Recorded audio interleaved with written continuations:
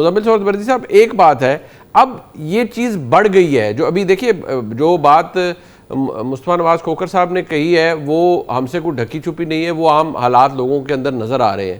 کیا اس بات کے اب اشارے کناروں میں کہا بھی جاتا ہے کہ جی حکومت تیسرے سال میں ہے، یا اپنے وہ کہتے ہیں نا پٹ یور ایکٹ ٹوگیدر، اپنی چیزیں کو درست کریں، put your house in order, یا پھر آپ کو مسائل آپ کے لیے بڑھ جائیں گے یا آپ کو گھر جانا پڑے گا. یہ کنسیڈرنگ جو اس وقت حالات ہیں، آپ کی کیا اسیسمنٹ ہے کہ یا یہ حکومت اتنی مضبوط ہے کہ اس کو فرق نہیں پڑتا کہ لوگوں کے ذہنوں میں کیا ہے، کیونکہ عوام تک تو ڈیویڈنڈ نہیں پہنچا؟ یہ ضرور ہے کہ ٹریکل ڈاؤن ایفیکٹ نہیں ہے، لیکن یہ ضرور نہیں ہے کہ اکانومی بہتر نہیں ہوئی، لیکن these are two different things. مثلا آپ یہ بتائیں کہ پاکستان کا جو بجٹ، بیسک چیز ہے بجٹ خسارہ. آج سے 5 سال پہلے، 7 سال پہلے پاکستان کا بجٹ خسارہ کتنے فیصد تھا؟ 9.3%. آج بجٹ خسارہ 3.6% ہے. تو یہ حکومت بتدریجی 4 سالوں میں بجٹ کے خسارے کو آدھے سے بھی کم پہ لے آئی ہے. کیا یہ اچیومنٹ نہیں ہے کہ آپ اپنا بجٹ خسارہ مسلسل کم کر رہے ہیں؟ 2 سال پہلے مہنگائی کی شرح جو بڑھنے کی تھی وہ 32% تھی، آج ایران وار کے باوجود 11% ہے. یہ تو درست ہے کہ اس ملک کا نہ جو بزنس مین ہے وہ ٹیکس دینے کو تیار ہے، نہ اس ملک کا تاجر ٹیکس دینے کو تیار ہے. یہ ضرور ہے کہ کارپوریٹ اینٹیٹیز پر ٹیکس اسی لیے زیادہ لگا ہوا ہے کہ جو پرائیویٹ اینٹیٹیز ہیں وہ ٹیکس دینے کو تیار ہی نہیں ہے. صرف ہمارے ہاں جو اسٹاک ایکسچینج میں لسٹڈ پبلک لمیٹڈ کمپنیز ہیں وہ ٹیکس ریگولیشن میں ذرا ہمارے پاس آئی ہوئی ہیں. جو پرائیویٹ انٹرپرائزز ہیں وہ تو بالکل ٹیکس کلیکشن میں ہمارے پاس آنے کو تیار ہی نہیں ہے، اور وہ ٹیکس نہیں دیتے. آپ لوگوں کی گاڑیاں دیکھ لیں اور ان کی ٹیکس ریٹرنز دیکھ لیں، آپ لوگوں کے گھر دیکھ لیں اور ان کی ٹیکس ریٹرنز دیکھ لیں، تو آپ کو سمجھ آ جائے گی پاکستان کی غربت کی کہانی. آپ کو سمجھ آ جائے گی کہ 29% لوگ سطح غربت سے نیچے کیوں ہیں. کیونکہ جو اتنے امیر لوگ ہیں وہ ٹیکس نہیں دے رہے ہیں، اور ان سے آپ جب ٹیکس مانگیں تو وہ دبئی میں جا کے پراپرٹیاں خرید لیتے ہیں، اور اس کے بعد وہ یہ بھی کہتے ہیں کہ ہم محب وطن پاکستانی ہیں، ہمارے بارے میں بات بھی نہ کی جائے، آپ ہمیں بدنام کرتے ہیں. تو یہ مسائل تو پاکستان میں آج کے موجود نہیں ہیں. نہیں وہ بات ٹھیک ہے، وہ بات ٹھیک ہے کہ لیکن عام طور پر ہم بہت زیادہ کرٹیکلی دیکھتے ہیں نا، تو ہم فوری طور پر کہتے ہیں کہ یار یہ حکومت نالائق ہے، یہ حکومت تو یہ کہہ کر آئی تھی کہ جو پچھلے والے تھے وہ نالائقوں کا ٹولہ تھا، یہ تو تجربہ کار تھے تو انہوں نے کیا کیا ہے. عام آدمی کے پاس جو اگر ہم پڑھی لکھی ایک کنٹرول انوائرمنٹ میں جو بحث کر رہے ہوتے ہیں مزمل صاحب، عام آدمی کے سے اس کا تعلق نہیں ہے نا کہ وہ ٹھیک ہے اس کے لیے اپنے ملک کے لیے جب عزت ملتی ہے وہ بھی خوش ہوتا ہے، لیکن سفارتی کامیابیاں جو اور دیگر کامیابیاں اس سے زیادہ اس کے لیے اس کے گھر کا بجٹ اور وہ ایشوز ہیں. اگر وہاں ریڈریسل نہیں ہے تو پھر کیا فائدہ کسی بھی حکومت کا، یا حکومت کیا کہے پھر؟ میں ایگری کرتا ہوں آپ کی اس بات سے کہ اگر میرے کچن پہ اور میری یوٹیلیٹی بلز میں مجھے ریلیف نہیں آ رہا تو میرے لیے حکومت کی کامیابیاں بے معنی رکھتی ہیں. یہ بات میں آپ سے ایگری کرتا ہوں. لیکن مصطفیٰ نواز کھوکھر صاحب نے کہا 30 سال لگے انہیں غربت ختم کرنے میں، اور 30 سال ایک ہی حکومت رہی. وہاں پر چینج آف گورنمنٹ نہیں تھا، چینج آف پالیسی نہیں تھی. تو سوال کنٹینیوٹی آف پالیسیز کی ہے، اور ساتھ سوال ہے ٹائم پیریڈ کا، کتنا وقت. یہ جو اکنامک آپ نے رول بیک کرنا ہوتا ہے، یہ کوئی سال 2 سال کی کہانی نہیں ہوتی. اگر ہم ساتھ انڈیا میں بات کریں تو 10 سال سے مودی بیٹھا ہے، اور اس نے جو کچھ کیا ہے 10-12 سال میں کیا ہے.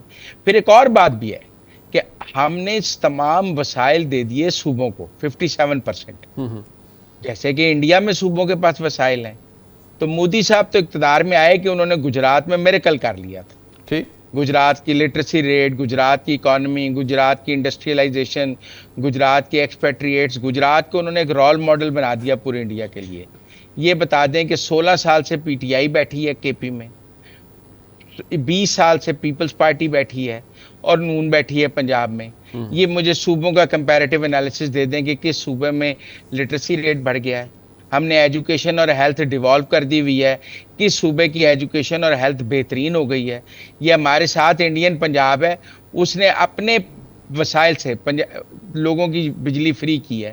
کس صوبے نے کہا ہے کہ میں اپنے وسائل سے اپنے صوبے کی بجلی فری کرتا ہوں یا 200 یونٹ فری کرتا ہوں؟ ہم وفاقی حکومت کے بہت کرٹیکل ہوتے ہیں، یہ بات ٹھیک ہے، لیکن سوال یہ ہے کہ 18ویں ترمیم کے بعد فرائض تو صوبوں کے پاس چلے گئے ہیں. ٹھیک ہے، ان سے کوئی سوال کرنے کو تیار نہیں.